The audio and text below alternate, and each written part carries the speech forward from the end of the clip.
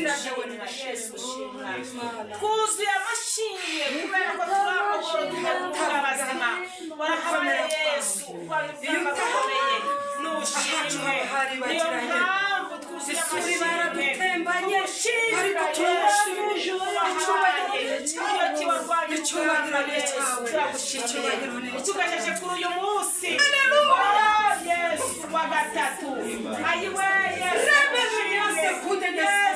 icyubahiro uyu munsi w'itariki 31 ukwezi kwa 12 uzana amashimwe kugushimira Yesu waraje natwe.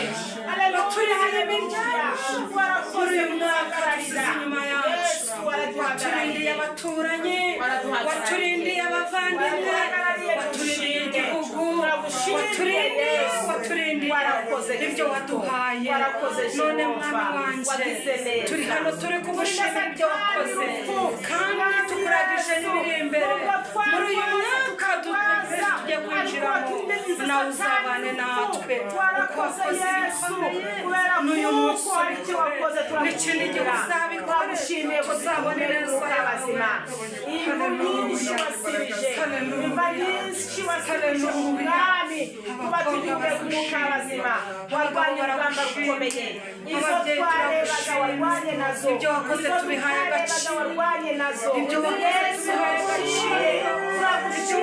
tubihaye agaciro ibyo wakoze byari ibyo wakoze tubihaye agaciro wakira icyubahiro Kristo.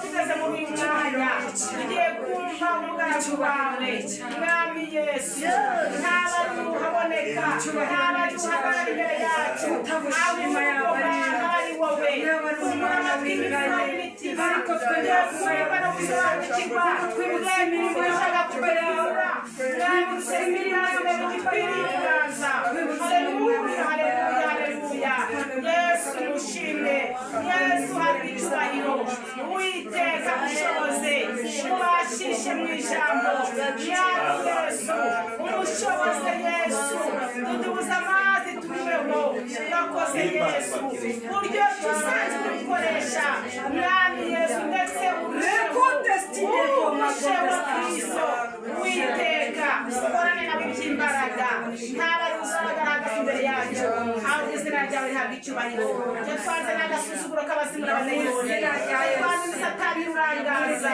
tika kina na Yesu Nazareti wawe umucazi imirati muri mitima ngo turamwirukanye mu izina rya Yesu bimubane natwe bijyanye natwe urangizane natwe byose tubisabye mu izina rya Yesu Mwuka wera amen. Haleluya. Yesu nashimwe. Zamurira Yesu icyubahiro. Haleluya. Haleluya. Haleluya. Muntu uri hano zamura Yesu icyubahiro. Haleluya. Haleluya. Bani shimwe sha. Amen. Gira umuntu muri kumwe ngo yarahabaye. Ndavuga Imana mubwira Imana yarahabaye. Haleluya. Imana yarahabaye.